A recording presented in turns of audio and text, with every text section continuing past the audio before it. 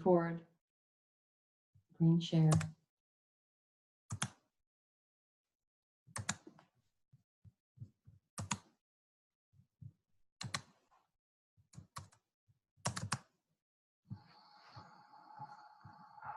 Hi, my name is Lisa Edgel, and I assumed the role of president of LaJasa with a secondary role as vice president of business analytics. My name is Lacey Van Dyne, and I am the Vice President of Sales Management and the Vice President of Internet Marketing. Hello, this is Jason Kegler. I served as the Vice President of Finance and also the Vice President of Brand Management. And Jacob Persinger served as Vice President of Brand Management and Vice President of Advertising.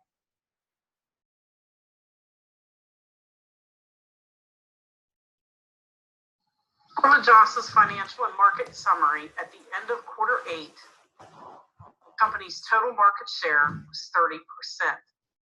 Total cumulative net profit for the company stood at $3,969,791.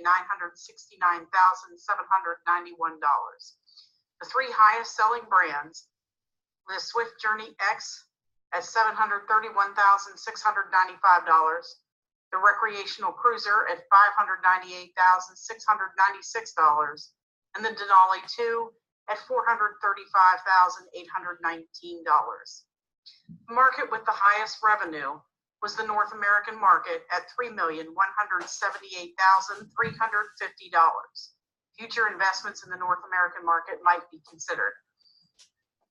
North America was also highest in regional profit at $1,349,836, further suggesting a possible expansion in this market. LaJasa ended the 8th quarter positive, cash positive, with the amount of $7,969,791, and this gives the company financial room for future investments.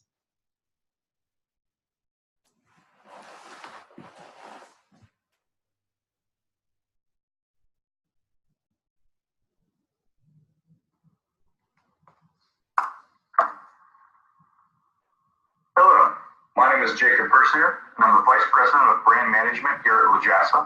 I've been with the company for the 2 years since its inception. I'm really excited to present these marketing activities and marketing plan to the board today.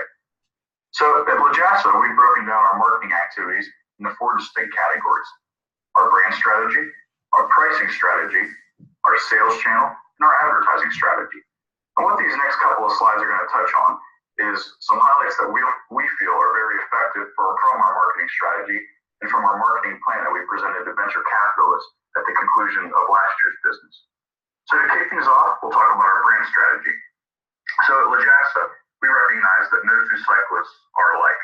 So what we seek to do is not sell cycling products, but to capitalize on the user's individualization. We want to integrate our products into their lives, and through that, it will empower their own ride. So like I said, each user has their own individual story and their own individual method of using our products. So we're not trying to merely sell products, but to capitalize on their story so they can empower their own ride. Our second point under brand strategy is that at LaJasa, we market both internally to our company and externally to our customers. That the company is always looking to move forward. And through this, we will avoid brand stagnation. So basically, since we're such a young and growing company, we can't afford to have stagnation in our brands. We have to keep continually evolving and learning more so that our brands are new and exciting and are matching the needs of our target audiences. And third, under brand strategy, we are engaged in research and development activities. These are the most exciting because these have been invested in over some previous quarters, and what we're doing is applying these to current products. And through that, we recraft our products and remarket them to sell to the same target groups.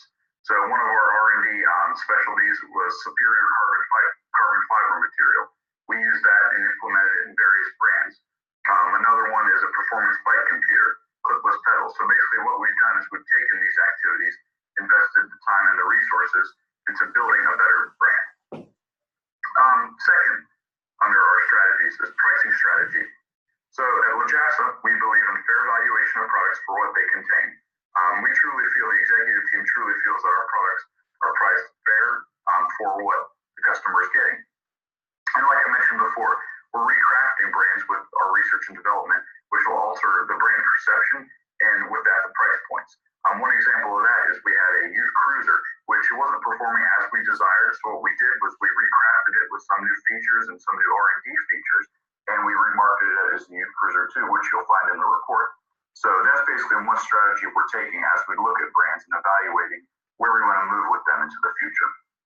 And third, under pricing strategy, the lowering of prices to move inventory of lower performing brands. So we don't just want to pull brands off the market. We'll engage in the strategy of trying to rework it and seeing how the market responds. But currently we have two brands that we've lowered prices to move inventory, and that would be our original Swift Journey and then our original commuter bike. So at this point in business, like I said, we're lowering the prices and we're kind of recrafting a strategy to see how we can move.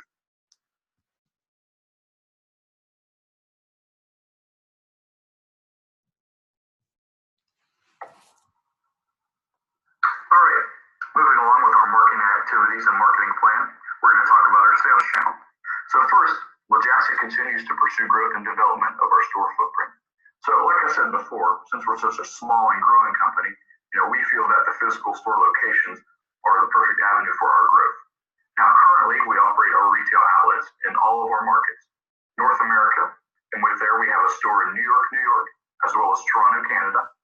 We have a store in the European market, which is located in Amsterdam. And finally, we have a store in the Asia Pacific market, which is located in Tokyo, Japan. Now, in these retail outlets, we like to emphasize small business personalized service.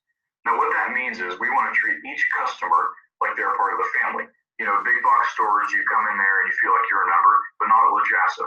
We have salespeople that specialize in each of our target offerings that truly get to know our customers and can personalize offerings. And then under our advertising strategy. So currently at LaJasa, our goal under advertising is to increase our customer base and conversion rate of purchasing. So by advertising continually, the general consumers see our ads, come into our stores and become loyal customers, we're hoping. And through that, we hope the conversion rate, which is the amount of customers that come in and leave with the purchase, increases. Second, we design ads for each target audience. And through that, we feature the best performing brands.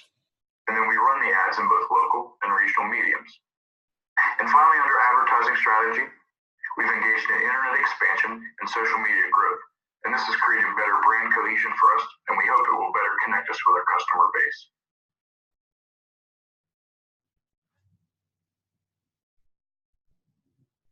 LaJasa's strategy and performance. The company kept the mission in mind while making these changes. The mission is empowering the ride. The lower performing brands were upgraded to design higher performing brands. LaJasa used its new R&D features and higher performing brands to increase ratings. They had great success in this. After adding all 5 new features to the speed cycle, its ratings grew by 18 points. By the end of the 8th quarter, LaJasa was able to compete in all 5 market segments. The company currently has 4 physical stores in 3 different regions. The company uses the strategy of small businesses, personalized service, when making decisions on hiring sales and service personnel. LaJasa realizes the importance of advertising and has had success in advertising. The prices of all LaJasa's brands fall in between the competitors' prices.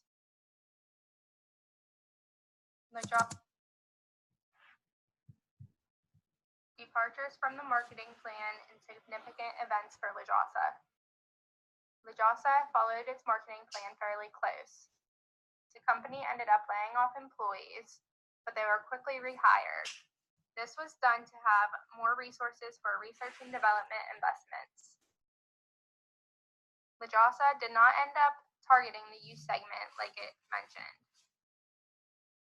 It was not targeted as a result of other brands making more profits. There were a few significant events. The weather played roles in when consumers bought bicycles. When LaJasa started investing in research and development, this was a huge step for them. The R&D features ended up greatly increasing ratings on their cycles. Another event that happened was when La Jossa got involved in the recreation segment. This increased La Jossa's profits immensely.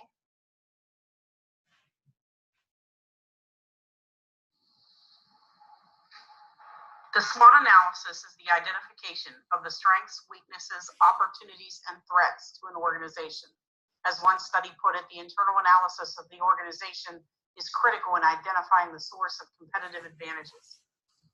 The following are the strengths, weaknesses, opportunities, and threats for La Jossa. In terms of strengths, La Jossa's executive team has the ability to work together when external forces begin to increase their threat to the company's standing. In addition, the company has knowledgeable members in areas such as finance and advertising. The team also possesses the ability to adapt to some, if not all, changes in market standing. They're able to come together under the common goal of company performance and will work together to present solutions to help achieve long-term goals of the company. Some weaknesses include some resistance to reinvesting money from leadership. This will need to be adjusted to combat future threats. Another weakness is a possible increase in churn rate. As one writer puts it, even the largest and most successful companies suffer from customer churn, and understanding what causes a formerly loyal customer to abandon ship is crucial to lasting sustainable growth in this business. Embracing new research and development and implementing changes in technology into the product should help sway customers back to the company. An additional weakness for the company is missing the opportunity to capitalize on growing interest in their mountain brand of bicycle. With each quarter, this cycle continued to perform and sell at increasing rates. So there exists an opportunity to expand further into this segment. Some opportunities that presented themselves to the company included entry into additional segments.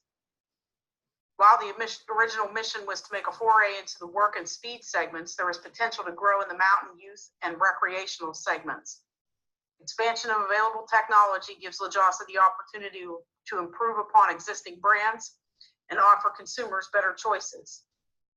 Another possible opportunity is expansion into the Latin American and Middle Eastern and African markets. This would require additional research, but would be considered an investment in the company's future. Some potential threats identified are possible changes in customer wants.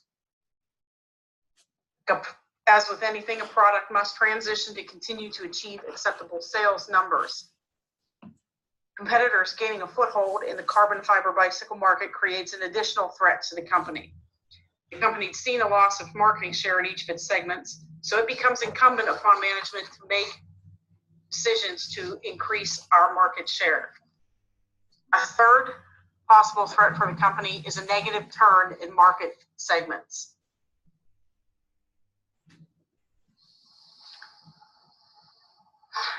Future plans and opportunities for La Jossa include continuing to buy market research every quarter for the regions it operates in and plans to start operating in. This research helps the company see how customers are reacting to products and how the competitors are doing in the market. La Jossa should also invest in more research and development features for their brands in the future. R&D investments are very important to any business. With the profit made in the first 8 quarters, La Jossa had the opportunity to invest immensely into these R&D features. This will help the company get ahead of its competitors in the market. In the future, the company should try to get involved in more regions. The company has the opportunity to expand into Latin America and the Middle Eastern and African markets. All regions seem to have potential in the carbon fiber biking market. La Jossa should also plan to continue expanding its advertising efforts. The company has previously had success when creating and placing its ads. Advertisements can give customers a lasting psychological impact if they are created and placed right, and these ads will keep customers coming back to La Jossa to purchase bicycles.